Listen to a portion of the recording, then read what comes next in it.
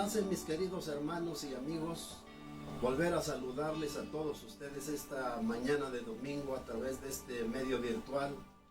Aunque, a decir verdad, me encantaría más que saludarles de esta manera, poder saludarles de forma personal y tener la bendición de saludarles de mano y con un fuerte abrazo en el nombre del Señor. No teniendo, sin embargo, de momento esta bendición, desde aquí les digo que deseo con todo mi corazón que este día de domingo sea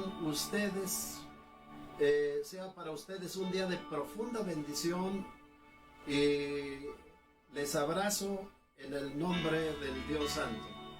Por otro lado, le agradecemos a Dios nos esté dando una vez más la bendición de poder acercarnos a ustedes a través de este medio para poderles bendecir y edificarles una vez más con lo que el Espíritu Santo nos ha permitido esta semana para todos ustedes.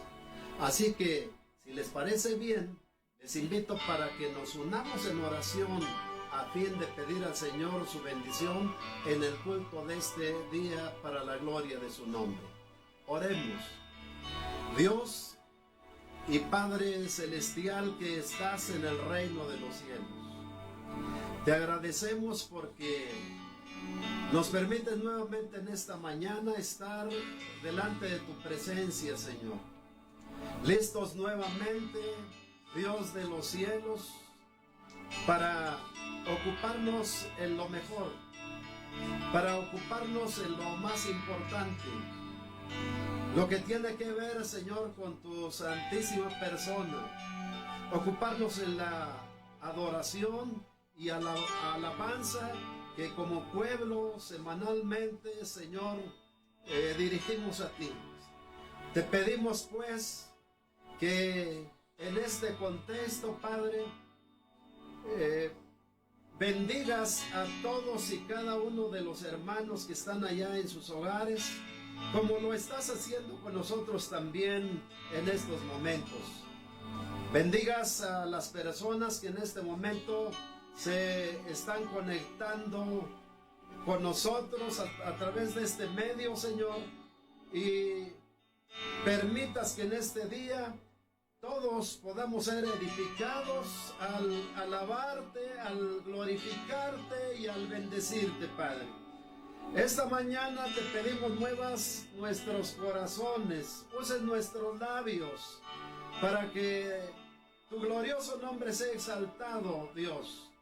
Te pedimos una alabanza que honre tu nombre. Te pedimos que tu Santo Espíritu esté con nosotros, de tal forma que todo lo que hagamos esta mañana, Señor, glorifique tu santísimo y glorioso nombre. Padre, confiando que lo harás así con nosotros, nos ponemos en tus manos en esta mañana y te honramos en el nombre de Jesús. Alabado sea tu santo nombre, Señor.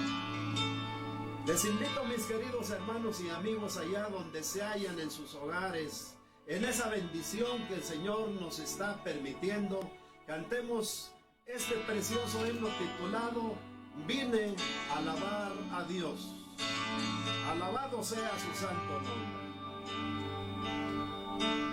Vine a alabar a Dios.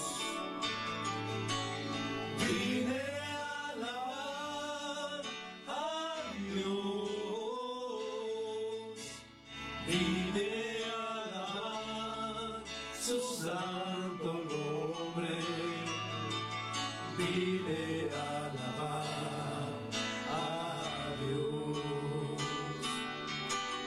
Vine a alabar a Dios. Vine a alabar a Dios. Vine a alabar su santo nombre. Vine a alabar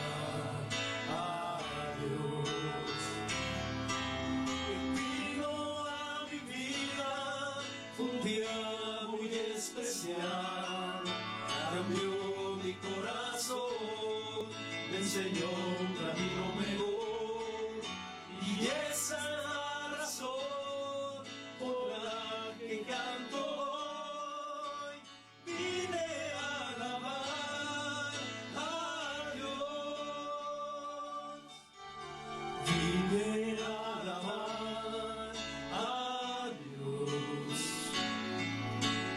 vine a alabar a Dios, vine a alabar su santo nombre, vine a alabar a Dios, vine a alabar a Dios,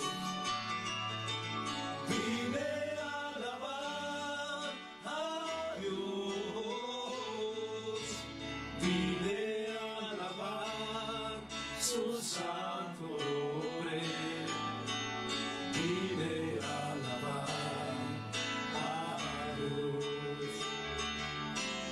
Vino a mi vida un día muy especial, cambió mi corazón, me enseñó un camino mejor, y esa es la razón por la que canto hoy. Vine a alabar a Dios, vino a mi vida un día muy especial, cambió mi corazón, me enseñó un camino mejor, y esa es la razón por la que canto hoy. Vine a alabar a Dios, vine a alabar a Dios, vine a alabar a Dios. Su nombre sea la gloria. Qué hermoso, hermano, es poder bendecir a Dios en todo tiempo. Es una bendición muy especial poder exaltar su nombre, al único que es digno de ser alabado. Hermano, le invito para que abra la palabra de Dios, la Biblia, el libro del profeta Isaías, en su capítulo 12, versos 1 al 6. Y juntos vamos a dar la lectura a este trozo escritural que Isaías, por medio del Espíritu Santo, fue inspirado para estas hermosas palabras. Leamos. Unidos dice así: en aquel día dirás, cantaré a ti, oh Jehová, pues aunque te enojases contra mí, tu indignación se apartó y me has consolado. He aquí Dios es salvación mía, me aseguraré y no temeré, porque mi fortaleza y mi cántico es Jehová, Jehová que ha sido salvación para mí. Sacaréis con gozo agua de las fuentes de la salvación, y diréis en aquel día, cantad a Jehová, aclamad su nombre, haced célebres en los pueblos sus obras, recordar que su nombre es engrandecido. Cantad salmos a Jehová, porque ha hecho cosas magníficas, se ha sabido esto por toda la tierra.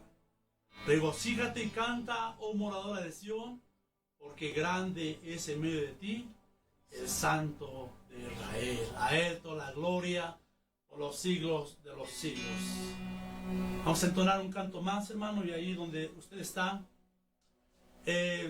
levante sus manos, levante su corazón, y de todo corazón rindamos a nuestro Dios nuestra alabanza, porque Él es bueno y porque para siempre es su misericordia. Te alabo, mi Señor, yo te alabo.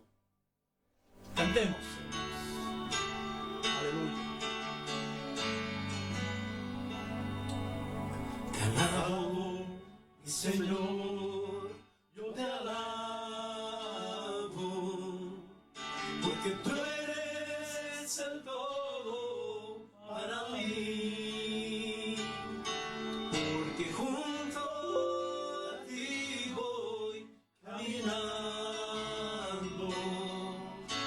presencia siento ya en mi corazón. Te alabo, te alabo, y mi alma no se cansa de alabarte. Te alabo, te alabo, mientras vida exista en mi ser. A veces el maligno quiere volver mi vida a prisionar, pero el Espíritu Santo que me guía me sostiene, no me deja claudicar. Te alabo, te alabo, y mi alma no se cansa de alabarte. Te alabo, te alabo, mientras vida exista en mi ser. Te alabo, te alabo, y mi alma no se cansa de alabarte. Te alabo, te alabo, mientras vida exista en mi ser. Bendito sea Dios, aleluya. Hay muchas razones por las cuales alabar a nuestro Dios. Dijo el profeta, Ebenezer, hasta aquí nos ayudó Jehová. Y fue en su tiempo y ahora en nuestro tiempo a nosotros nos toca también poder decir y exclamar con todo el corazón. Sigamos alabando a Dios con otro canto, porque para siempre, oh Dios, tu misericordia es. A Él la gloria, amén. Gloria. Aleluya. Gloria al Señor.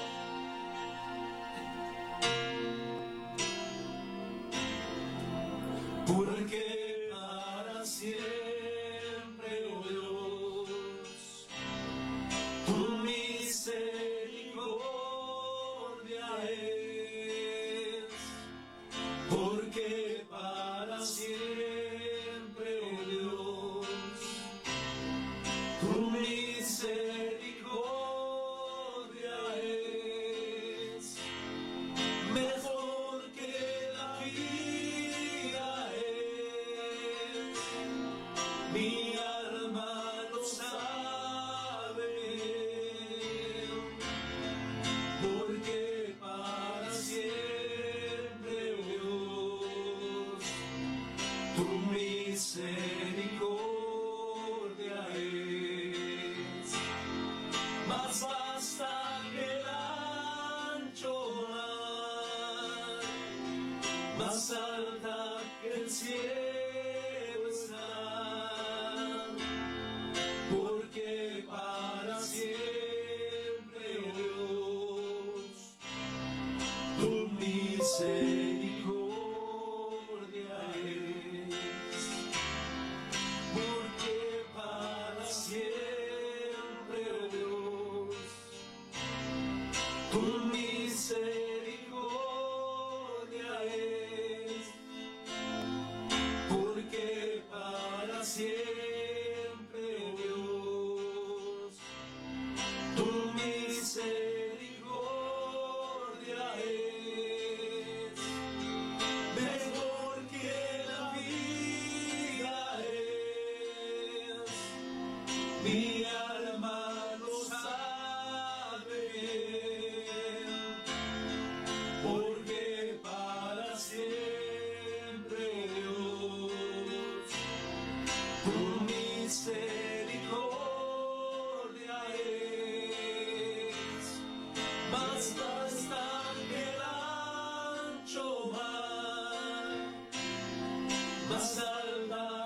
el cielo está, porque para siempre, oh Dios, tu misericordia es mejor que la vida es. Mi alma lo sabe bien,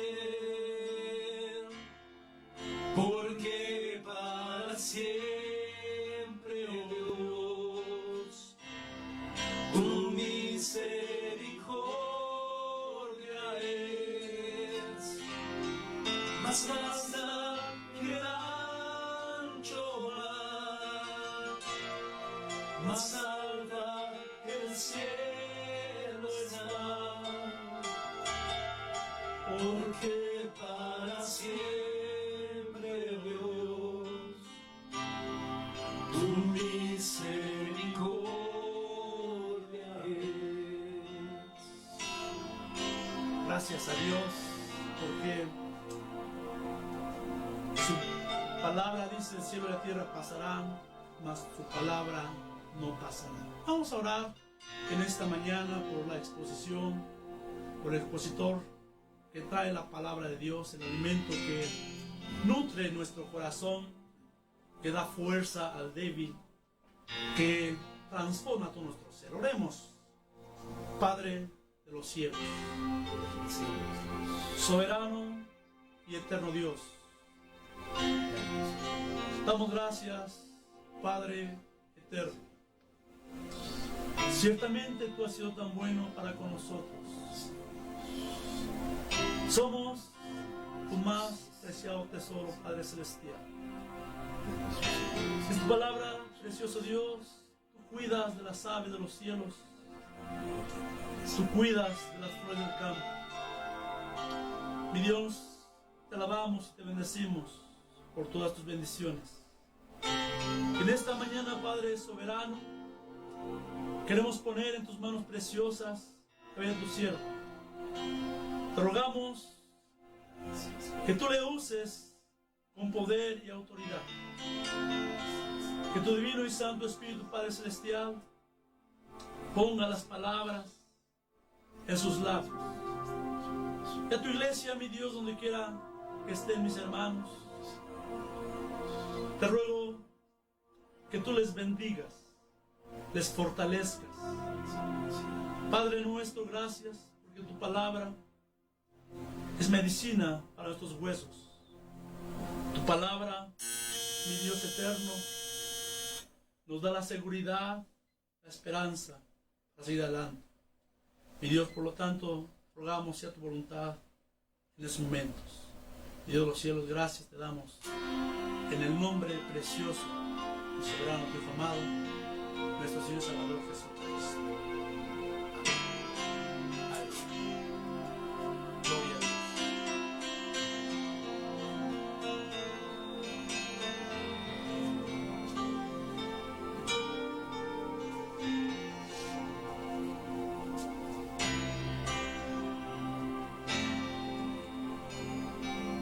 Les pido, mis queridos hermanos y amigos, me hagan favor de abrir la palabra de Dios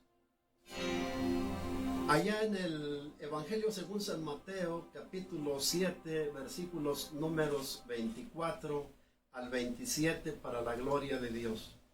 Y les ruego que unamos la lectura en esta mañana, en este pasaje devocional, que es la base de nuestra consideración en esta mañana para la gloria de Dios.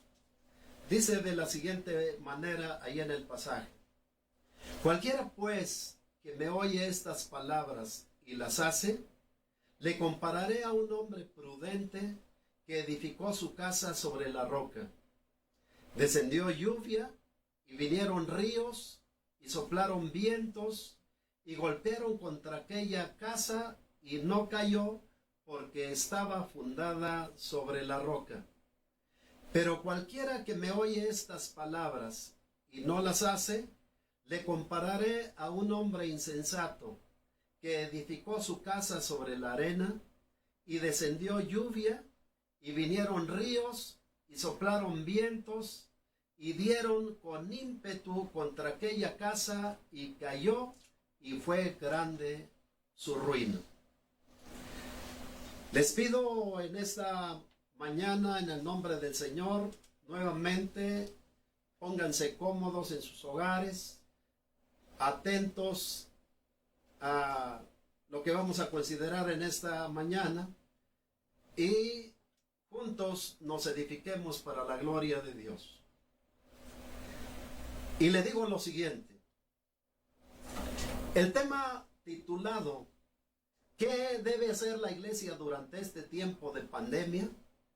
Nos ha tenido ocupados, mis queridos hermanos y amigos, durante los últimos 3 domingos, incluido este, que por la gracia de Dios estamos viviendo, y nos ha permitido ir abordando diferentes asuntos importantes que en tiempos como estos, según lo que el Espíritu Santo me ha dado, deben ser tratados. Hace 2 semanas, dentro del mismo tema, dijimos que durante este tiempo de pandemia, la iglesia debiéramos hacer 3 cosas: santificar el tiempo, proseguir en oración y predicar el evangelio. Pero hace una semana precisamos que la iglesia debiese hacer 3 cosas más. Que la iglesia debiese descansar en las promesas de Dios, mantener viva la adoración al Señor y posicionar la palabra de Dios en nuestros hogares. Hoy el Señor nos está permitiendo volver al tema ya mencionado para tener la bendición de tratar dentro del mismo 3 aspectos más. Los 3 importantes, como los que les hemos compartido ya. Así que agradeciendo, mis queridos hermanos, a Dios la bendición de que nos permita hacerlo, y agradeciendo a ustedes quienes nos siguen desde sus hogares a través de este medio virtual, quisiéramos abrir este tema como lo hemos hecho antes, es decir, con la pregunta que nos da las condiciones para empezar a compartirles. La pregunta es: ¿qué debe hacer la iglesia durante este tiempo de pandemia? A lo cual contesto para introducirme al tema de esta mañana. La iglesia debe durante este tiempo de pandemia mantener de pie su devoción al Señor. La palabra devoción viene del griego kataskevi, término griego que involucra las ideas de veneración, fervor, reverencia, amor y admiración hacia algo o hacia alguien. El diccionario de la lengua define, por otro lado, la palabra devoción en el sentido de la inclinación, admiración, profundo respeto, amor, fidelidad absoluta y especial que una persona manifiesta respecto de otra, impulsado por la dignidad, virtud y méritos de la misma. En ese sentido, mis queridos hermanos, tener devoción al Señor implica estar inclinados de manera absoluta y total a nuestro Dios, no solo por lo que Él ha hecho en nuestras vidas, sino principalmente por lo que Él esencialmente es, y por lo que como Dios y como Señor representa para las vidas nuestras. En este contexto, mantener de pie nuestra devoción al Señor significaría mantenernos inamovibles en nuestra admiración, respeto, amor y fidelidad a nuestro Dios en medio de cualquier circunstancia, y al mismo tiempo También mantenernos fieles a Cristo constante y permanentemente hasta que el Señor venga por nosotros o nosotros vayamos a Él. Mantenernos fieles al compromiso que hemos hecho con Él, aún en medio, mis queridos hermanos, de tiempos de dolor y angustia como lo son estos. ¿Por qué debe ser así? ¿Por qué debe ser de esta manera? ¿Por qué debemos mantener firme nuestro amor, nuestra fidelidad, nuestra admiración, nuestro respeto y nuestra comunión con Cristo en este tiempo? ¿Por qué debemos mantener de pie nuestra devoción a Cristo en estos días? Porque tarde o temprano nuestra devoción a Cristo será puesta a prueba, mis queridos hermanos, por el Espíritu de Dios.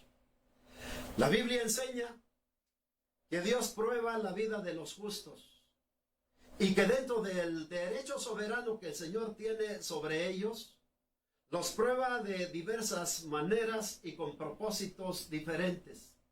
Que a veces Dios prueba con el propósito de acrecentar la paciencia en las vidas de quienes pertenecen a Él, de modo que estos sean mejores. La prueba de la fe, dice la palabra de Dios, produce paciencia. Otras veces con la finalidad de purificar su fe. Fe que al pasar por el fuego de la prueba de Dios, saldrá, como señala la palabra, más preciosa que el oro. Pero también prueba a sus hijos con el propósito de llevarlos a una mayor relación con Él, como fue el caso de Job en el pasado. De oídas te había oído, decía Job al final de la prueba, pero ahora que la prueba ha pasado, mis ojos te ven claramente. No obstante, la Biblia enseña también que Dios prueba con el propósito de observar el compromiso, la fidelidad y la lealtad de quienes pertenecemos a Él, en medio de circunstancias como las que estamos viviendo hoy en día. Y que cuando Dios se determina por probar la vida de quienes le aman y le sirven, soberanamente puede usar los sucesos o eventos que, impulsados por Él o no, le servirían para observar el comportamiento espiritual de quienes pertenecemos a Él. Como está pasando, mis queridos hermanos, hoy en día, en medio de la epidemia que lamentablemente ha venido sobre la vida del mundo, o como pasó en la vida de Pablo en su tiempo, y que cuando nuestra devoción a Dios llega a ser probada, Dios espera encontrarnos como encontró a Pablo en el pasado, es decir, firmes y de pie en nuestro compromiso, lealtad y fidelidad a Cristo. La Biblia dice en el capítulo número 21, versículo número 8 al 13 del libro de los Hechos: al otro día, saliendo Pablo y los que con él estábamos, fuimos a Cesarea. Menciona Lucas, el autor del libro de los Hechos de los Apóstoles, y entrando en casa de Felipe el evangelista, que era uno de los 7, posamos con él. Este tenía 4 hijas doncellas que profetizaban, y permaneciendo nosotros allí algunos días, descendió de Judea un profeta llamado Agabo, quien viniendo a vernos, tomó el cinto de Pablo y atándose los pies y las manos dijo: esto dice el Espíritu Santo, así atarán los judíos en Jerusalén al varón de quien es este cinto, y le entregarán en manos de los gentiles. Al oír esto, le rogamos nosotros y los de aquel lugar que no subiese a Jerusalén. Entonces Pablo respondió: ¿qué hacéis llorando y quebrantándome el corazón? Porque yo estoy dispuesto no solo a ser atado, mas aún a morir en Jerusalén por el nombre de Jesús. ¿Cuál fue la actitud de Pablo ante las predicciones del profeta? ¿Cuál fue la respuesta a quienes le suplicaban no subiera a Jerusalén? ¿Qué hacéis llorando y quebrantándome el corazón?, les dijo Pablo. Porque yo estoy dispuesto no solo a ser atado, sino más aún dispuesto a morir en Jerusalén por el nombre del Señor. Permitiéndonos con dichas palabras, hermanos, apreciar el compromiso, el amor y la fidelidad a Cristo, que en medio de las circunstancias adversas debe haber en los hijos de Dios. Y asimismo la actitud que como hombres y mujeres de Dios debemos tener cuando la integridad física y espiritual está en riesgo. De modo que ante las eventualidades de la vida, la devoción a Cristo esté firme y sólida, esté de pie como Dios espera y como debe ser en los hijos de Dios.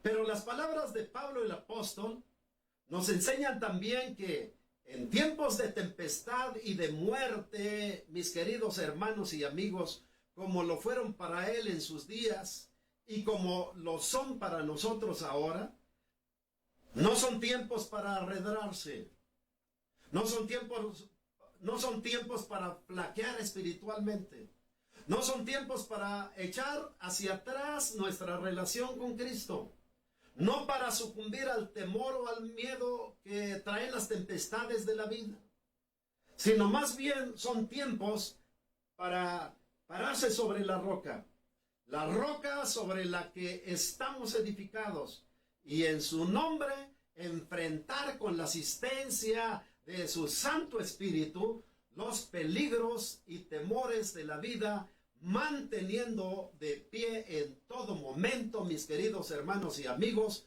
nuestra devoción a Él.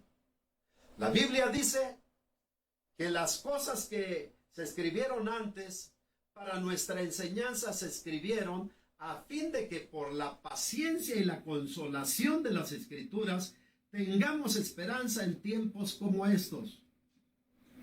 Si Pablo el apóstol del Señor mantuvo su devoción a Cristo en medio de los riesgos y peligros de su tiempo, echando la fe por delante en medio de desfavorables circunstancias, lo haremos nosotros también, pues el Dios que ayudó y sostuvo a Pablo en su tiempo, nos ayudará y nos sostendrá a nosotros también, mis hermanos. De manera que las eventualidades de nuestros días no nos arredrarán, no nos llenarán de temor, no nos llenarán de espanto, no nos volverán hacia atrás y de ninguna manera nos quitarán la ilusión de vivir la vida abundante que nos ha sido dada por nuestro amado Señor Jesucristo. Ellas, las eventualidades de la vida, nos acercarán más a Cristo y nos harán más dependientes de Él. Nos permitirán, por la gracia de Dios, ceñirnos todavía más a Él. Nos impulsarán con una mayor fuerza hacia Dios. Serán la materia prima que nos permita poner nuestra devoción a Cristo de pie en estos tiempos de riesgo y de peligro, de modo que nuestro altísimo y glorioso Dios sea exaltado y glorificado. Pues como lo señaló Pablo y lo señaló bien, los cristianos podemos con todo, porque tenemos a Cristo, quien nos ayuda y nos fortalece para la gloria de su santo nombre. De modo que podemos decir con seguridad que las tinieblas y oscuridad de nuestro tiempo no echarán nuestra vida espiritual hacia atrás.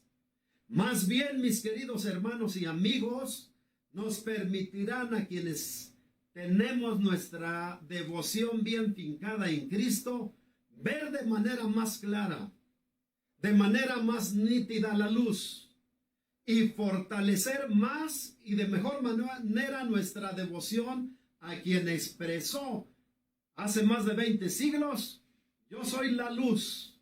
El que me sigue no andará en tinieblas, sino tendrá la luz de la vida para la gloria de su santísimo nombre. No obstante, debo decirles también que es imperativo mantener nuestra devoción de pie, porque tarde o temprano, mis queridos hermanos y amigos, nuestro compromiso, fidelidad y amor a Dios serán probados directamente por Cristo. Tarde o temprano nuestra devoción a Él pasará por el fuego de la prueba. Y Dios espera que aprobemos el examen para la gloria de su nombre. Pues solo quienes tienen una verdadera devoción a Él se mantendrán firmes ante las duras cosas de la vida. Solo quienes son verdaderamente devocionales se mantendrán espiritualmente de pie en medio de las circunstancias adversas de la vida. Solo quienes aman a Cristo, respetan a Cristo, admiran a Cristo y son fieles a Cristo, permanecerán en Él.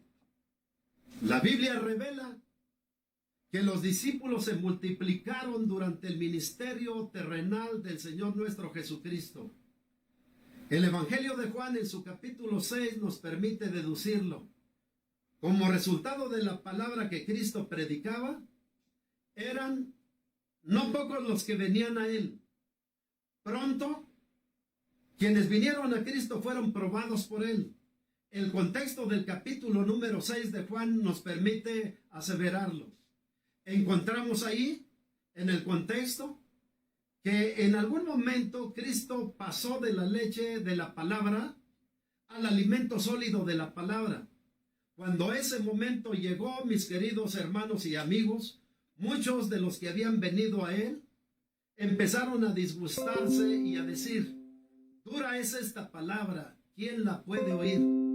Y tomaron la decisión de irse, de ya no andar con Cristo, de volver atrás, dejando con Cristo solamente a los 12, quienes fueron cuestionados espiritualmente por Él respecto de su fidelidad a Él, como puede apreciarse en el capítulo 6, versículo número 66 al 68, en donde leemos: desde entonces, muchos de sus discípulos volvieron atrás y ya no andaban con Él.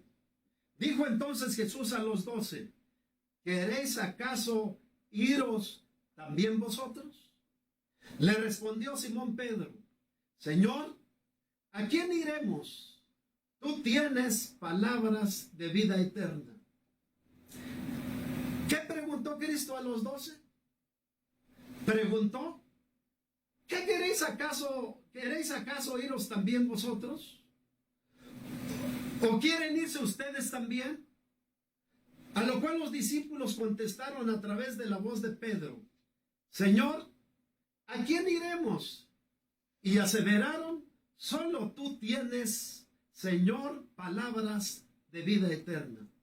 Poniendo de esta manera, mis queridos hermanos y amigos, la devoción a Cristo en el lugar donde debe estar siempre, independientemente de los tiempos o las circunstancias, y enseñándonos a quienes vivimos en un tiempo distinto al de ellos, que las inclemencias y problemas de la vida, con todo y sus cosas duras, con todo su dolor y angustia, de ninguna manera deben minar la devoción que sentimos por el Señor. Que cuando el temporal no está favoreciendo, que cuando las olas de la vida tienden sobre nosotros peligrosamente, como es el caso en nuestros días, no será tiempo, mis queridos hermanos, de volver atrás como lo hicieron aquellos.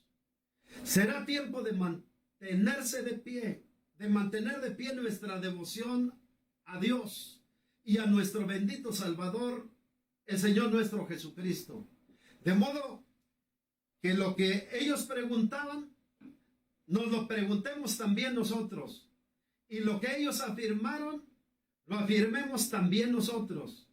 Que junto con los que nos han precedido en la vida de fe, preguntemos: ¿a dónde iremos, Señor? Y afirmemos, solo tú tienes palabras de vida eterna. De manera que nos quedemos con Cristo en medio de la tempestad de nuestros días, teniendo esperanza que detrás de la noche, mis hermanos queridos, con todo su dolor y angustia, vendrá la alegría al venir la mañana en el nombre del Señor. Pero es importante mantener de pie nuestra devoción al Señor en este tiempo, porque para quienes estamos en el Señor, justamente en tiempos como estos, tiempos de peligro y de muerte, demandan una devoción completa, absoluta y total al Señor. Una devoción que no le tema al peligro ni a la muerte. Una devoción a toda prueba. Una devoción que en medio de la tormenta nos permita estar seguros y confiados. Una forma de devoción a Cristo que haya venido producto de haberlo entregado todo, de manera que no nos hayamos quedado con nada. Pues cuando determinamos venir a Cristo a fin de pertenecer a Él, o le damos, mis queridos hermanos y amigos, todo, o sencillamente no le damos nada. Una devoción a Cristo que no admita restricciones y que venga como resultado de lo que Pablo subraya en el capítulo 2, versículos número 20, en la carta que él mismo escribiese a los Gálatas, en donde se subraya: con Cristo estoy juntamente crucificado, y ya no vivo yo, mas vive Cristo en mí. Y lo que ahora vivo en la carne, lo vivo en la fe del Hijo de Dios, el cual me amó y se entregó a sí mismo por mí. Una devoción, mis queridos hermanos, al tamaño de las palabras de Pablo. Una verdadera devoción por Cristo. La devoción que en medio de las circunstancias se mantiene de pie y que viene solo y hasta cuando nos determinamos a sacrificar nuestro yo carnal, que viene cuando dejamos vivir a Cristo en nosotros, le dejamos que Él viva en nuestras vidas, cuando nos determinamos a vivir en la voluntad de Dios, ceñidos a su palabra, y sobre todo cuando nos decidimos a vivir la vida crucificados al mundo y a las cosas que éste ofrece. Una devoción para ahora y para los tiempos peligrosos de nuestro presente, mis hermanos, pero también para los tiempos peligrosos que vendrán en el mañana. Una devoción a Cristo que se mantenga de pie en medio de la tormenta y la tempestad de nuestros días. Una devoción que en medio de la deserción provocada por las circunstancias y las vicisitudes de la vida, nos permita que seamos echados nos permita, más bien, que no seamos echados espiritualmente hacia atrás en nuestra vida de fe. Una devoción que nos permita ser fieles y leales a Cristo y también a nuestras iglesias, a los hermanos en la fe, quienes militan codo a codo y mano a mano con nosotros. Una devoción que nos permita ser fieles y leales a nuestros pastores, quienes semana a semana dan la vida por nosotros, y sobre todo, una devoción que en medio de la tormenta nos permita firmar nuestro compromiso con aquel que nos salvó y nos compró con su sangre preciosa. Una devoción que nos permita estar de pie hoy, que nos permita estar de pie mañana y nos permita estar de pie para siempre en medio de la tormenta. Entonces, este tiempo no debe ser tiempo para el enfriamiento espiritual, tampoco para que las vicisitudes de la vida nos echen para atrás en la vida de fe, mucho menos para la deserción espiritual. Este tiempo es tiempo para una dependencia absoluta y total en el Señor. Este tiempo de tragedia y de muerte es el tiempo que necesitábamos, mis queridos hermanos y amigos, para venir a Cristo y para mantener de pie nuestra devoción al Señor en medio de la tormenta, para que el mundo sepa en quién descansamos, sobre quién estamos edificados, quién nos sostiene y quién nos mantiene leales y fieles a nuestro querido Salvador, quién nos mantiene espiritualmente sólidos, bendito sea el Señor, como la roca para la gloria de su santo nombre. Pues como dijera el autor de la carta a los hebreos, nosotros, los hombres y mujeres de Dios, no somos de los que retroceden producto de los problemas de la vida para perdición del alma, sino de los que tienen fe para preservación del alma en el nombre del Señor Jesucristo. Este tiempo es tiempo para mantener la devoción personal y colectiva de pie a Cristo. Pues en medio, pues Dios, o en Dios mejor diría yo, haremos proezas y Él hará añicos, como dice su palabra, a nuestros enemigos. Decía el apóstol San Pablo ahí en su carta a los Romanos, capítulo número 8, versículo los números 35 al 39, manifestando la devoción que los creyentes todos tenemos a Cristo y lo imperecedero de esa devoción que hoy como ayer está de pie, hermanos. Decía, ¿quién nos separará del amor de Cristo? ¿Tribulación? ¿Angustia? ¿Persecución? ¿O hambre? ¿O desnudez? ¿O peligro? ¿O espada? Como está escrito, por causa de ti somos muertos todo el tiempo. Somos contados como ovejas de matadero. Antes, en todas estas cosas, somos más que vencedores por medio de aquel que nos amó, por lo cual estoy seguro, decía Pablo, de que ni la muerte, ni la vida, ni ángeles, ni principados, ni potestades, ni lo presente, ni lo porvenir, ni lo alto, ni lo profundo, ni ninguna otra cosa creada nos podrán separar del amor de Dios que es en Cristo Jesús, Señor nuestro. Dando por sentado con estas palabras que aunque la vida espiritual de quienes hemos profesado nuestra fe en Cristo estará constantemente sujeta a prueba, la devoción y la fe puestas en Cristo nos permitirán salir avantes, nos permitirán salir adelante en medio de cualquier circunstancia. Alabado sea el Señor. Pero les digo también esta mañana que la iglesia debe durante este tiempo de pandemia mantener de pie la sana doctrina.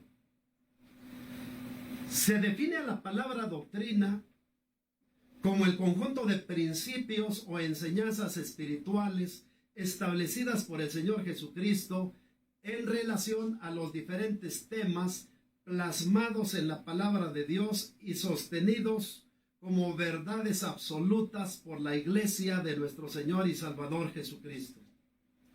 Por otro lado, llamamos sana doctrina al conjunto de principios espirituales y enseñanzas plasmadas en la palabra de Dios y sostenidas tanto por el Señor Jesucristo como por los apóstoles, como verdades absolutas, las cuales, además de ser el fundamento sobre el que descansa espiritualmente la iglesia, contribuyen a la salud espiritual de la misma.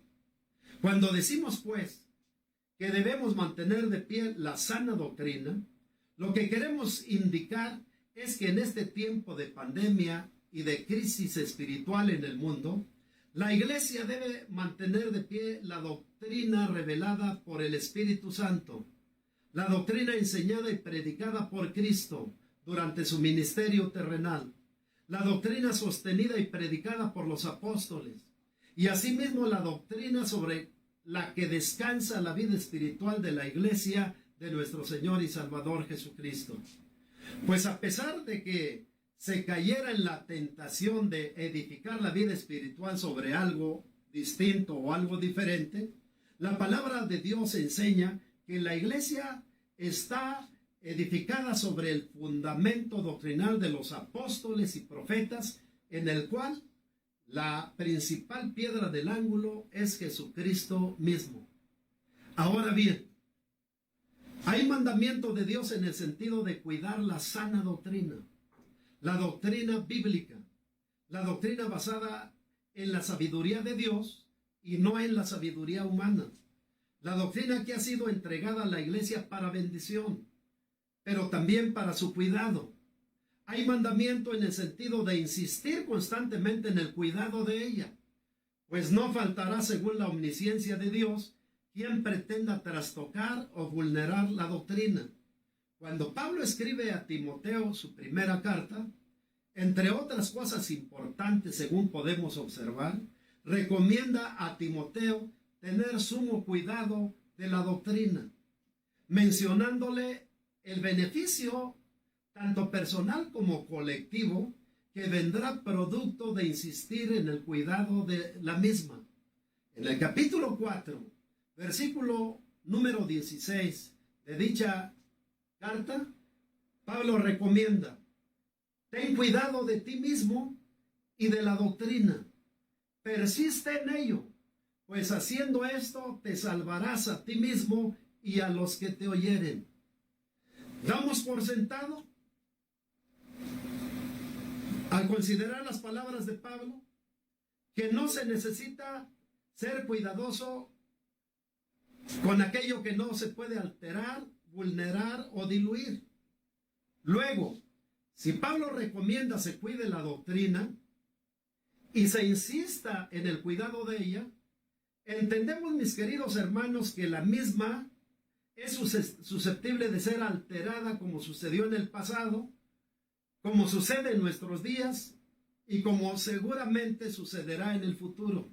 No obstante, quienes estamos parados en la doctrina y vivimos el beneficio de la doctrina, debemos, por recomendación de Dios y también por conveniencia personal, cuidar nuestro fundamento, cuidar de manera permanente la doctrina, pues el propósito de Dios es que la doctrina se mantenga y se quede en la forma pura y santa en la que nos fue dada a la iglesia.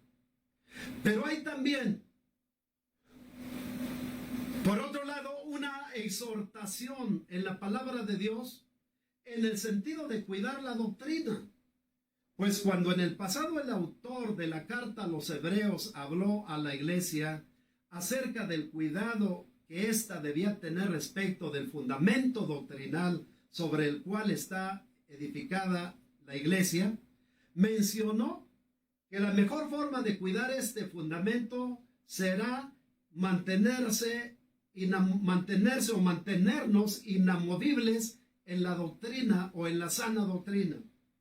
Pues según se puede deducir, no faltaría quien, habiendo alterado el fundamento doctrinal personal, buscaría, mis queridos hermanos, sin lugar a dudas, alterar también el fundamento doctrinal en la vida espiritual de los hermanos en la fe. Luego, preocupado por ello, encontramos al autor de la carta a los Hebreos, allá en el capítulo número 13, versículo número 9, recomendar a la iglesia lo siguiente. Dice: no os dejéis llevar de doctrinas diversas y extrañas, porque buena cosa es afirmar el corazón con la gracia, no con viandas que nunca aprovecharon a los que se han ocupado de ellas. Dando por sentado con estas palabras que quienes estamos edificados sobre el fundamento doctrinal establecido por Cristo, no estamos excluidos de ser vulnerados en la doctrina que nos fue dada, la doctrina sobre la que estamos edificados. Y debido a que somos susceptibles de ese riesgo o peligro, debemos estar alertas, Debemos evitar proceder espiritualmente con ingenuidad ante propuestas ajenas a la doctrina bíblica. Debemos evitar, como señala Pablo, ir detrás de doctrinas generadas por la sabiduría humana. Doctrinas que, si bien es cierto, han llegado a ser elementos útiles para la distracción carnal de quienes la sostienen y proclaman, poco beneficio, sin embargo, tendrían para quienes estamos edificados en la doctrina apostólica, la doctrina bíblica, la doctrina de Cristo, la doctrina que espiritualmente nos sostiene en medio de las circunstancias para la gloria de Dios. Pero además, hay una exhortación en relación al cuidado que los creyentes debemos tener respecto a la sana doctrina. Cuando vamos a la segunda carta que San Pablo, el apóstol del Señor Jesucristo, escribiese a Timoteo allá en su capítulo 4, versículos números 2 al 5. Encontramos que el cuidado que la iglesia del Señor Jesucristo debe tener respecto de la doctrina de Cristo es tan importante que Pablo el apóstol no solo recomienda, sino más aún exhorta que se predique la palabra con toda paciencia, pero sobre todo con doctrina, por los tiempos peligrosos que se avecinaban, tiempos de gran vacío doctrinal, como se tuvieron después y como lamentablemente se tienen ahora. Tiempos de comezón de oír, tiempos caracterizados por querer oír más que la palabra doctrinal, cosas fabulosas, tiempos peligrosos caracterizados por un abandono de la verdad y por un interés en lo fantástico, diría yo, en lo vano, en lo que satisface los apetitos de la carne, pero no las necesidades del espíritu.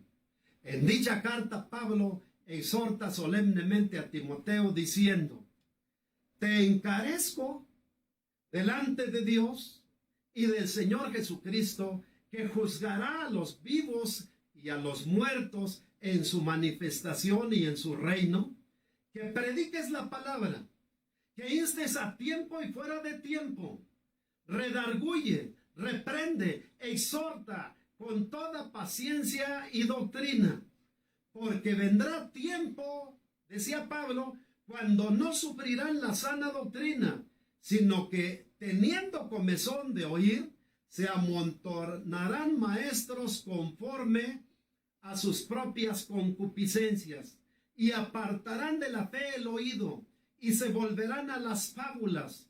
Pero tú, sé sobrio en todo, soporta las aflicciones, haz obra de evangelista, cumple tu ministerio, le decía Pablo, dejando entrever con dichas palabras el papel importante, mis queridos hermanos, que los creyentes tenemos en relación al cuidado de la sana doctrina y la parte importante que la palabra predicada juega en la conservación y el cuidado de la misma, pero también la parte necesaria e indispensable que la iglesia y ministerios tendremos en relación al cuidado de la doctrina, razón por la cual el Señor manda en su palabra a la iglesia y a los ministerios: santificad a Dios el Señor en vuestros corazones y estad siempre preparados, recomienda el Señor, para presentar defensa con mansedumbre y reverencia ante todo el que os demande razón de la esperanza que hay en vosotros. Y por supuesto que hay en la palabra de Dios indicaciones precisas sobre lo que como hijos e hijas de Dios estamos obligados a hacer cuando la sana doctrina es atentada o está en riesgo de ser vulnerada. Dichas indicaciones son desde luego difíciles de tomar y naturalmente difíciles de llevar a cabo, sobre todo para los ingenuos. ¿Cuáles son esas indicaciones? ¿Dónde se encuentran? Hallamos la primera de ellas, mis queridos hermanos y amigos, en la primera carta universal del apóstol Juan, en su capítulo 2, versículos números 10 y 11, donde leemos de la siguiente manera: si alguno viene a vosotros y no trae esta doctrina, la doctrina de Cristo, la doctrina de los apóstoles y profetas, no lo recibáis en casa, ni le digáis bienvenido, porque el que le dice bienvenido participa en sus malas obras. ¿Sí notan ustedes, mis queridos hermanos? ¿Sí notan ustedes lo que ahí se indica? Lo que Dios está ordenando. Note la dificultad que envolvería para cualquiera de nosotros tomar dicha indicación y obedecerla. Más de uno de nosotros, antes de obedecer y poner en práctica las indicaciones de Dios, estaríamos pensando, ¿dónde quedaría el amor que como mandamiento de Dios debemos tener al prójimo? Otros estaríamos pensando, ¿dónde quedaría la urbanidad y las buenas maneras? Sin embargo, el medio para salvaguardar la pureza de la doctrina sería ese que Dios está indicando y no otro. No tenemos opción. Obedecemos o desobedecemos las sabias soluciones de Dios. Obedecemos y nos mantenemos de pie cuidando la sana doctrina, o desobedecemos y alteramos con plena conciencia la sana doctrina. Obedecemos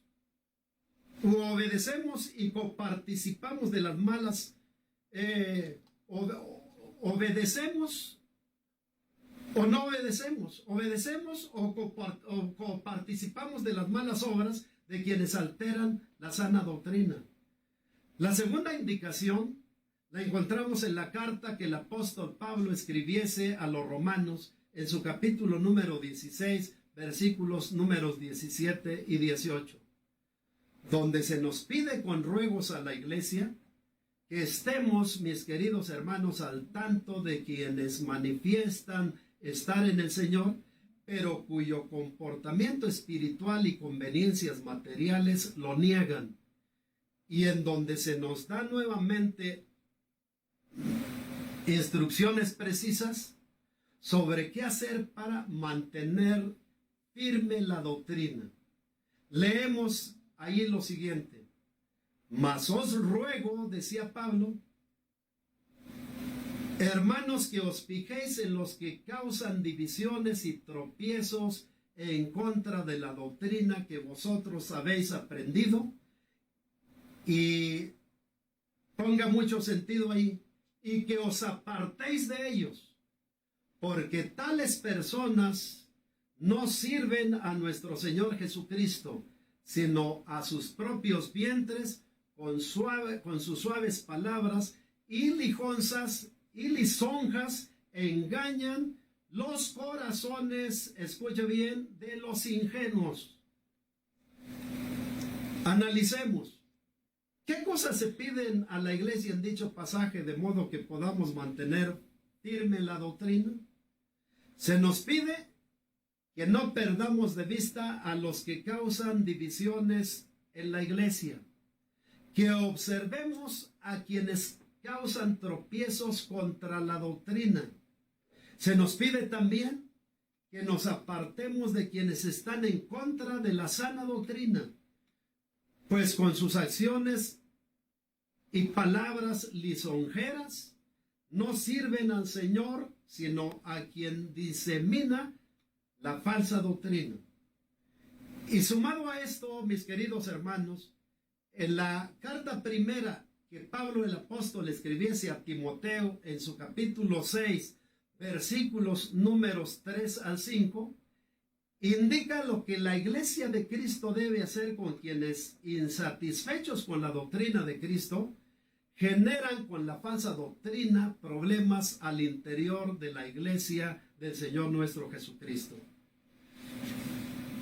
Si alguno enseña otra cosa, señala el apóstol, y no se conforma a las sanas palabras o a la sana doctrina de nuestro Señor Jesucristo, y a la doctrina que es conforme a la piedad, quien lo hace así está envanecido, nada sabe y delira acerca de cuestiones y contiendas de palabras, de las cuales, dice Dios, nacen envidias, pleitos, blasfemias, malas sospechas, disputas necias de hombres corruptos de entendimiento y privados de la verdad, que toman la piedad como una fuente de ganancia.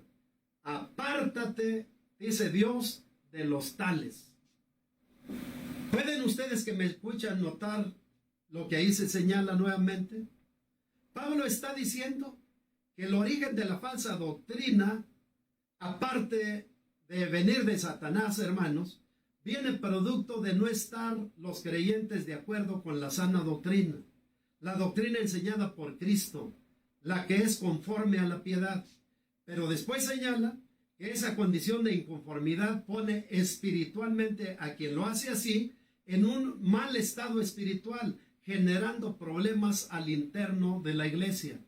Razón por la cual Pablo ordena que para salvaguardar la doctrina, la iglesia debemos apartarnos de quienes así lo hacen, aunque eso sea muy complicado para nosotros.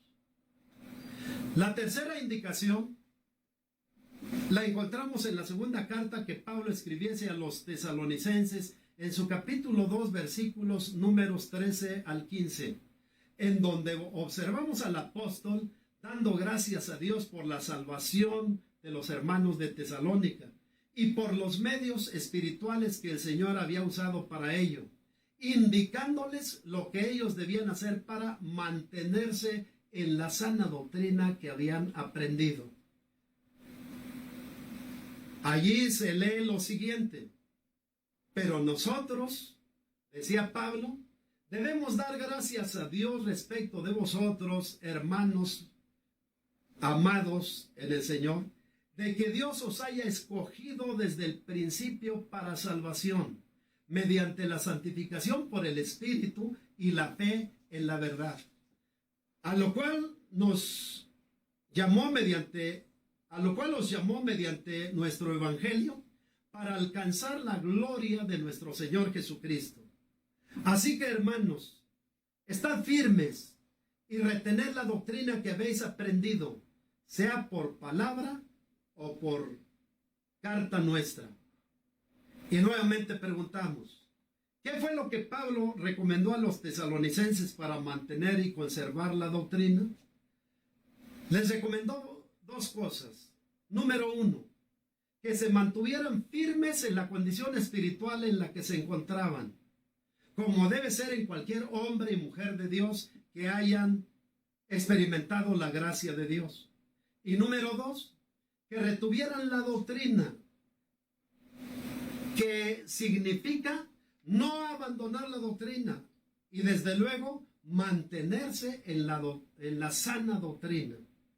La cuarta y última indicación la encontramos, sin embargo, en el libro de los Hechos de los Apóstoles, en su capítulo número 24, versículos números 41 y 42, en donde el médico Lucas, discípulo de nuestro Señor Jesucristo, menciona el compromiso que cualquier discípulo de Cristo debe tener con la única y sana doctrina, la doctrina de Cristo, la que es conforme a la piedad, la doctrina que debe ser cuidada, la doctrina en la cual se debe perseverar, la doctrina de los apóstoles y profetas, la doctrina sobre la que nos debemos parar en estos tiempos de peligro y de muerte, la doctrina en la que la iglesia debemos esperar, mis queridos hermanos, el pronto regreso de nuestro Señor y Salvador Jesucristo. Lucas, el médico, señala ahí en el libro de los Hechos: así que los que recibieron su palabra fueron bautizados y se añadieron, dice, aquel día como 3,000 personas. Y perseveraban en la doctrina de los apóstoles, en la comunión unos con otros, en el partimiento del pan y en las oraciones.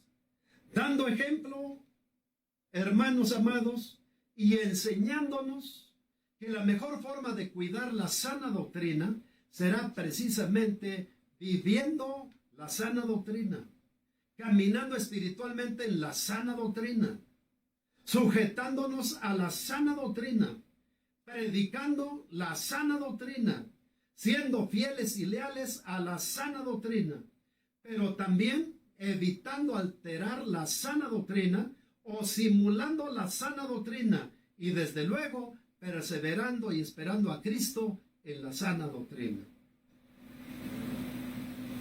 Les digo para concluir que la iglesia debe, durante este tiempo de pandemia, mantener firme la unidad como cuerpo de Cristo, hermanos.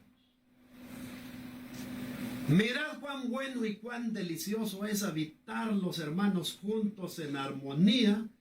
Decía de manera hermosa hace más de 3000 años el salmista David, allá en el capítulo número 133 del libro de los Salmos, permitiéndonos apreciar de manera evidente las bendiciones que de manera natural vienen sobre los hijos e hijas de Dios cuando decidimos vivir en la voluntad de Dios, cuando nos determinamos a dar lugar a la armonía entre quienes conocemos al Señor, cuando determinamos, amados, determinarnos vivir en la unidad del Espíritu.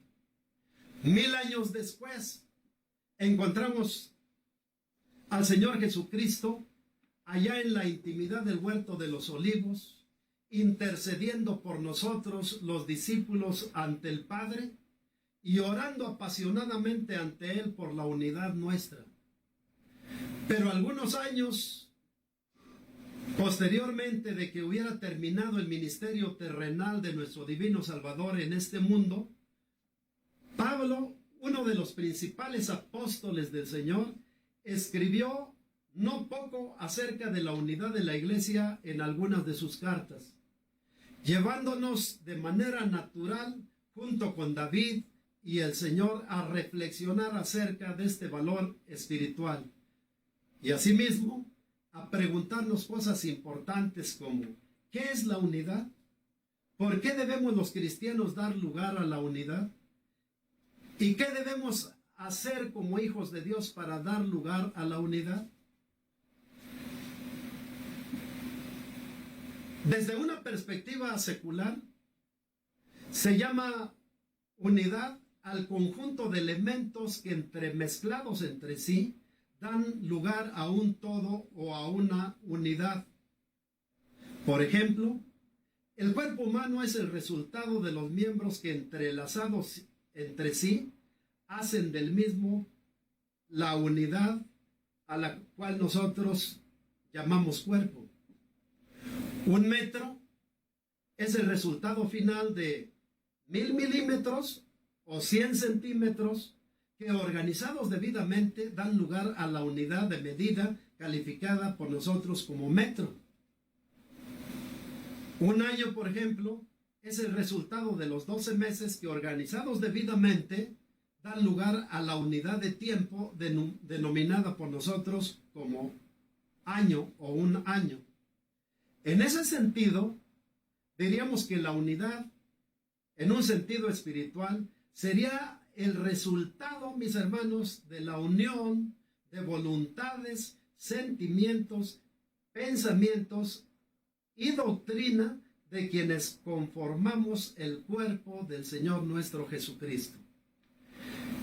Sin lugar a dudas, debemos decir que los creyentes debemos buscar la unidad del cuerpo o la unidad de la iglesia en todo momento, pero sobre todo en este tiempo complicado por el que estamos pasando.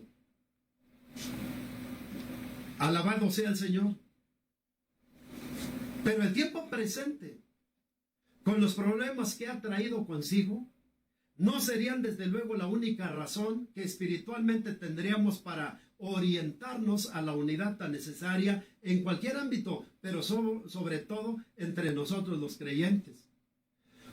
Pues cuando buscamos espiritualmente las razones de un mayor peso por las que debiésemos interesarnos en la unidad con los hermanos en la fe, encontramos que Dios, el Dios que nos ha amado sobremanera, anhela que los creyentes seamos un pueblo unido.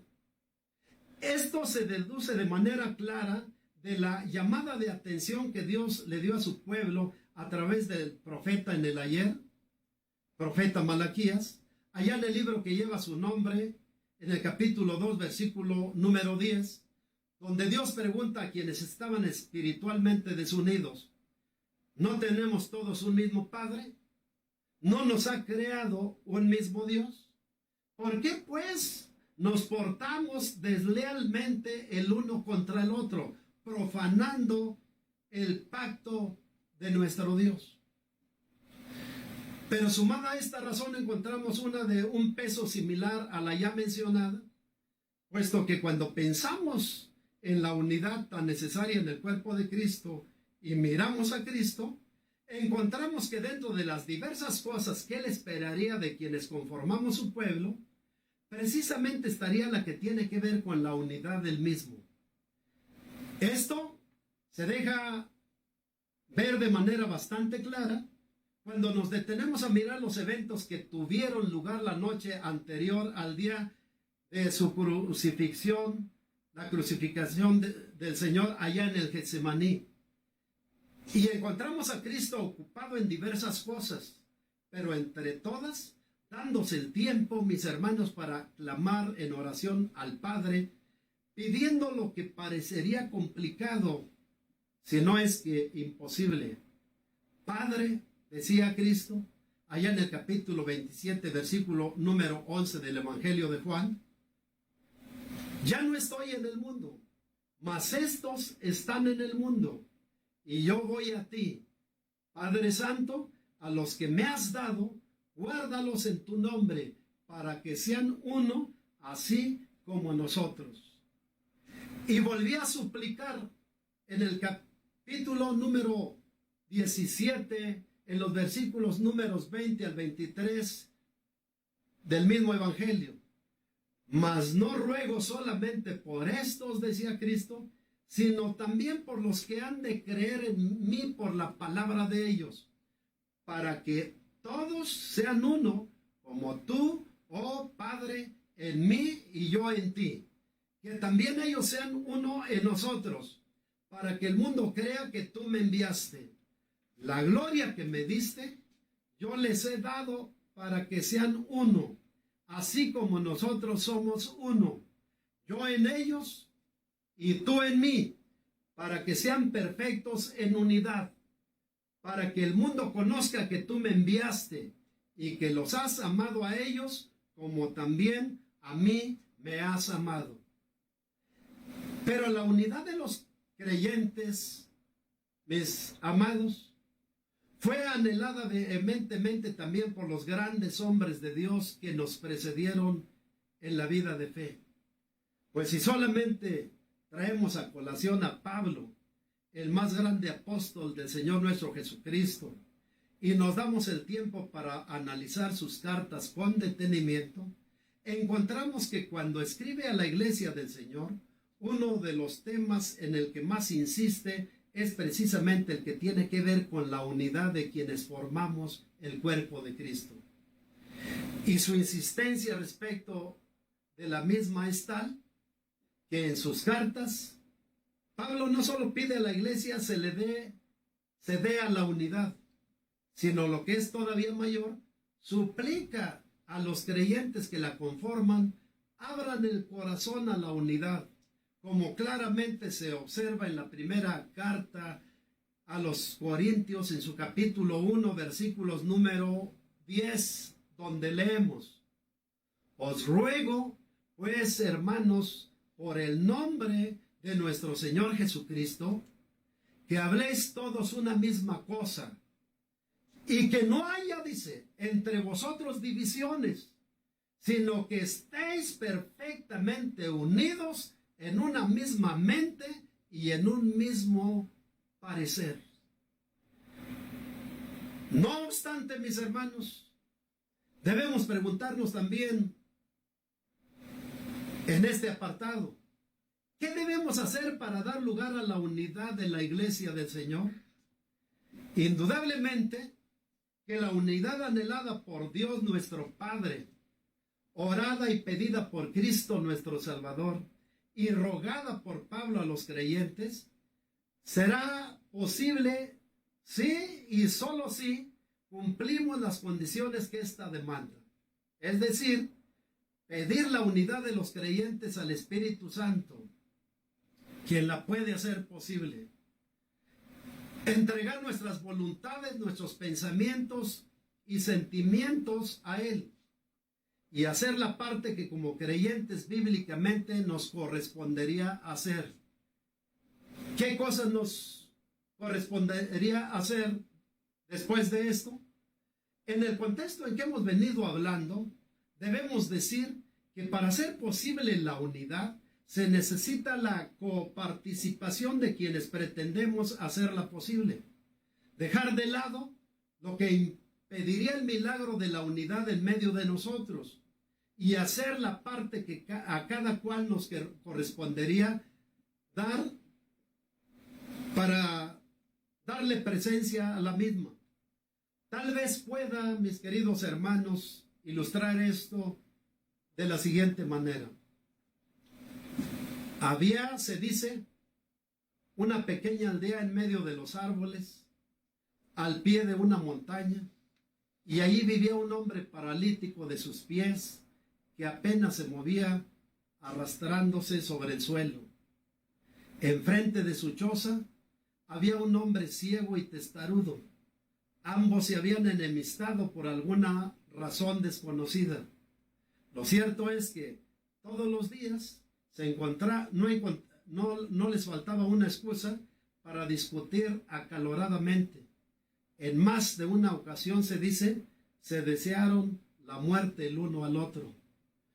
Un día hubo un incendio en el bosque y el fuego comenzó a devorar las chozas de aquella aldea. La gente salió huyendo del lugar, pero nadie ayudó al hombre ciego ni al paralítico. Aquellos hombres gritaban pidiendo auxilio. El ciego daba vueltas en su patio intentando escapar, pero no lograba discernir el camino que debía tomar. El paralítico, en cambio, miraba que aún quedaba un espacio en medio del bosque por donde huir, pero era escabroso y sabía que no iba a poder arrastrarse tan rápido para poder salvarse. No tardaron mucho en darse cuenta que la única forma de salvarse era uniendo esfuerzos el uno con el otro. En medio de la desesperación, se dice, el paralítico le ofreció al ciego para guiarlo en el camino, a cambio de que lo cargara en su espalda y lo llevara con él. El ciego aceptó gustosamente y así lograron salvarse de la muerte.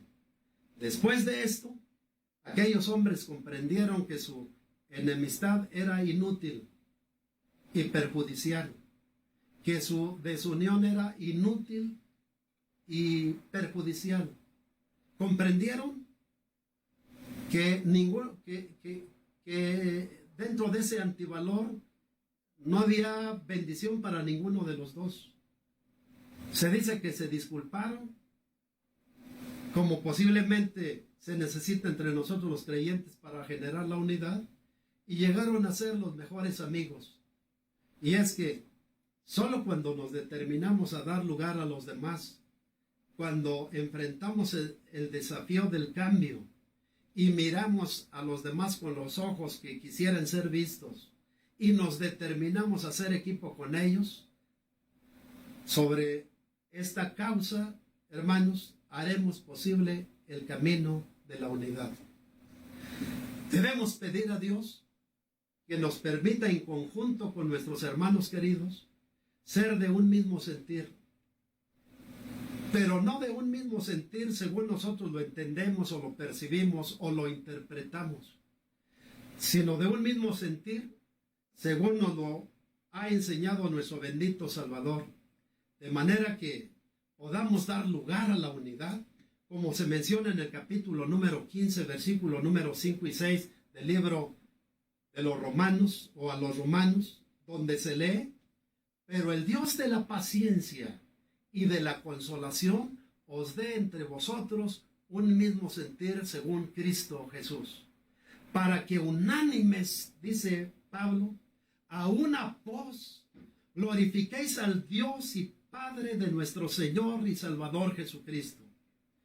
Pero para hacer posible la unidad entre nosotros, los hijos e hijas de Dios, necesitamos, hermanos, tolerarnos los unos a los otros, teniendo como principal impulsor el amor, pero no el amor eros, el amor carnal o el amor sexual, distintivos de quienes viven sin Cristo, sino el amor ágape, el amor fraternal, el amor que el Espíritu Santo ha puesto en nuestros corazones, con el cual podamos pasar por alto las faltas de quienes militan con nosotros en la vida de fe, a fin de dar lugar a la unidad entre nosotros los creyentes. Desde luego, como se enseña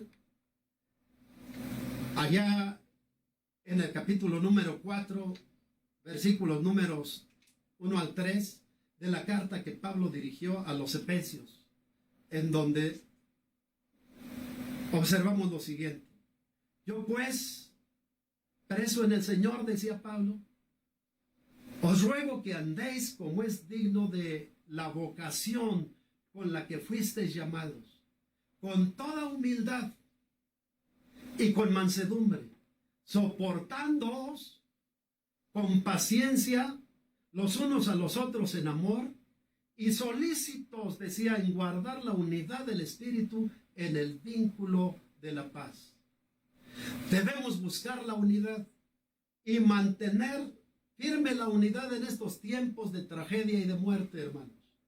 Tiempos desfavorables en que los hombres sin Dios, los bien posicionados, han llegado a creer o están creyendo que pueden imponer su voluntad y autoridad sobre la voluntad y autoridad del 3 veces santo. Debemos buscar la unidad en estos tiempos de zozobra y angustia, en que nuestros ojos con claridad ven al hombre en su loca carrera de pecado y de muerte, traspasando las barreras que divinamente le fueron impuestas, los límites que le fueron marcados, para llegar a pensar que tiene el derecho de decidir sobre la vida y la muerte de quienes viven en su entorno, como está sucediendo en nuestros días, hermano. Debemos dar lugar a la unidad, porque este tiempo exige que tengamos en quién descansar, exige que tengamos en quién apoyarnos, con quién compartir las experiencias complejas de este tiempo. Debemos posibilitar la unidad en este tiempo, para que bajo la protección y el cuidado que Dios da, tengamos con quién confidenciar, con quién compartir las experiencias que lamentablemente este tiempo ha traído consigo. Debemos buscar la unidad y mantener la unidad en este tiempo, porque como señala la palabra santa con claridad allá en el libro de Eclesiastés, capítulo número 4, versículos números 9 al 12, mejores son dos que uno, porque tienen mejor paga de su trabajo, porque si cayeren, el uno levantará a su compañero. Pero ay, dice la palabra del solo, que cuando cayere no habrá segundo que lo levante. También dice, si dos durmieren juntos, se calentarán mutuamente. Mas, ¿cómo se calentará uno solo? Y si alguno prevaleciere contra otro, dos le resistirán, y cordón de 3 dobleces no se rompe para la gloria de Dios. Tenemos que hacer la unidad entre los creyentes y Dios para armar, como se señala, ese cordón de 3 dobleces que sea invulnerable a los golpes de nuestro tiempo. Es hora, mis queridos hermanos, entonces, de adorar a Dios. La distancia no será un obstáculo en esta mañana para bendecirle. Más bien, mis queridos hermanos, trabajará como un elemento a favor nuestro, para hacernos comprender esta mañana cuánto nos necesitamos. Levante manos y corazón al Dios de los cielos, porque en el Señor tres veces santo está la fortaleza de los siglos. Bendito sea su santo nombre, hermano. Póngase de pie o de rodillas si lo desea. Y esta tarde levante manos y corazón al Dios de los cielos, al Dios de Abraham, al Dios de Isaac, al Dios de Jacob, al Dios de vivos y no de muertos, al Dios de la iglesia, el Dios de nuestro corazón, el Dios tres veces santo, el Dios único y todopoderoso que nos ha sostenido y nos sostiene. Y unamos voluntades, unamos pensamientos, unamos sentimientos, unámonos en la doctrina y adoremos a Dios y démosle gloria. Oremos para que en este tiempo y justamente en este tiempo nos permita el Señor elevar nuestra devoción a Él y ponerla de pie delante de su presencia. Nos permita también posicionar la sana doctrina para darle el lugar que debe tener en el seno de los lavados y comprados con la sangre preciosa de nuestro amantísimo Señor y Salvador Jesucristo. Y permitámosle también, o nos permita también, darle lugar y presencia a la unidad entre nosotros los creyentes. Les pido, levanten sus manos, hermanos, y esta mañana oremos para que cada uno de los principios espirituales que el Santo Dios nos comparte, porque le ha placido así en su palabra, puedan ser puestos en práctica por los santos para la gloria de Dios. Oremos. Padre, te pedimos nuevamente en el nombre de Jesús esta mañana. Venga tu bendición, Señor, sobre la iglesia que está esparcida por los cuatro cabos de la tierra, Señor, entre los cuales está esta iglesia que te ama también, Señor. La iglesia Ríos de Agua Viva, Padre Santo, que unida a la oración, a las alabanzas, al clamor de tu pueblo esparcido a lo ancho y a lo largo de la tierra, hemos pedido no solamente que nos guardes, sino también, Señor, que nos permitas adorarte y bendecirte y conducirnos con responsabilidad en medio de la tormenta, Padre. Ponemos este día, Señor, a todos tus siervos en los cuatro cabos de la tierra. Ponemos en tus manos, Padre Santo, a los evangelistas, a los profetas, a los maestros y a todos los ministerios de las iglesias locales, para que en este tiempo, Señor, justamente en este tiempo, todos los ministerios sean sostenidos, Padre, con tu poder, y todos ellos sean usados con el poder, Señor, de tu Santo Espíritu. Señala tu palabra, Señor. Cuando tus discípulos hace 20 siglos preguntaron: Señor, ¿restaurarás el reino de Israel en este tiempo? Y por ese tiempo tú contestaste, Señor: no os toca a vosotros, saber las disposiciones que son de conocimiento exclusivo de la presencia de Padre. No os toca a vosotros saber los tiempos o la potestad que es exclusivamente de Dios, pero recibiréis poder cuando haya venido sobre vosotros, dijiste. Recibiréis poder cuando haya venido sobre vosotros el Espíritu Santo, y me seréis testigos en Jerusalén, en Samaria y hasta lo último de la tierra. Padre, te pedimos que en este tiempo en que Israel, Padre Celestial, va a ser liberado del yugo de las naciones, Padre, que en este tiempo en que Israel, Señor de los cielos, experimentará tu gloria, ahora, Dios, que los tiempos proféticos caminan, te pedimos, invistas de poder a tu pueblo, invistas de poder, Señor, a aquellos que esperamos en ti. a las iglesias y a los ministerios, y nos permitas en este tiempo, Padre Celestial, de incertidumbre y de muerte, levantarnos a proclamar que hay un camino, que hay una puerta, que hay, Padre Celestial, a dónde ir y a dónde refugiarse en el nombre de Jesús. Te pedimos, Padre, por todos ellos, que en este tiempo de oscuridad, de muerte, Padre Celestial, la iglesia y los ministerios estén asistidos para la gloria de tu nombre. Permítenos que en medio de este tiempo peligroso vayamos cantando y adorando tu santo nombre, Dios. Te lo rogamos todo en el nombre precioso de nuestro Señor y Salvador Jesucristo. Aleluya. Cantemos, hermanos. Gloria a Dios. Todo es posible si puedes creer.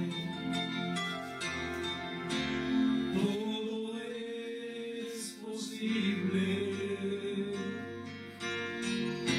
si puedes creer.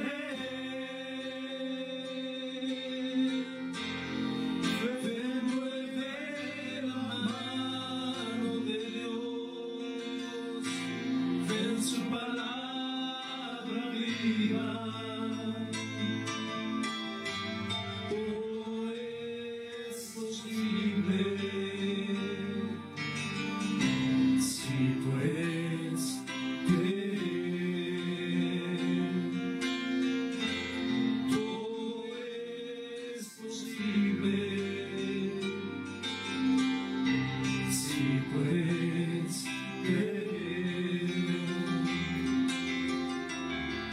todo es posible si puedes creer.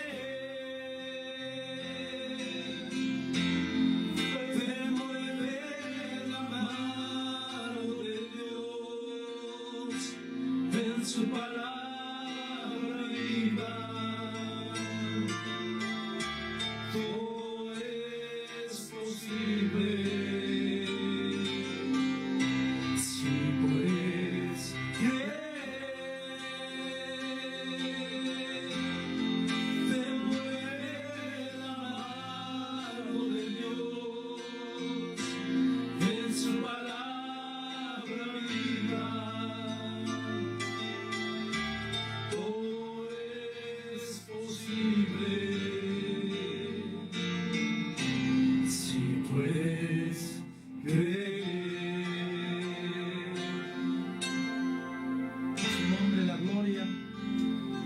Dios por su palabra. La misma palabra dice que la fe viene por el oír y el oír por la palabra de Dios. Solamente queda darle unos avisos a la iglesia. Les pedimos a toda la iglesia sigamos ceñidos en ayuno y oración conforme al rol, porque las necesidades de la iglesia son muchas. También les pedimos a la iglesia y a todos los jóvenes que sigan compartiendo las transmisiones a familiares y amigos. Se le pide a toda la iglesia estar atentos a la información que semanalmente se está subiendo a la página de la iglesia. El ministerio les pide que semanalmente se conecten al culto virtual que se transmite a las 10 de la mañana. Así no se les pide que hagan sus comentarios para poder corroborar su presencia. Los invitamos a que se queden en compañía de sus niños para la transmisión de la clase virtual que en unos momentos dará inicio. Gracias a Dios por todas sus bondades, y así recitamos el Salmo del Buen Pastor. Jehová es mi pastor y nada me faltará. En lugares delicados pastos me hará descansar. Reposo me pastoreará, confortará mi alma. Me guiará por su justicia, por amor de su nombre. Aunque ande en valle de sombra de muerte, no temeré mal alguno, porque tú estarás conmigo. Tu vara y tu callado me infunden aliento. Aderezas mesa delante de mí, en presencia de mis angustiadores. Unges mi cabeza con aceite, mi copa está rebosando. Ciertamente el bien y la misericordia me seguirán todos los días de mi vida, y en la casa de Jehová moraré por los días. Amén.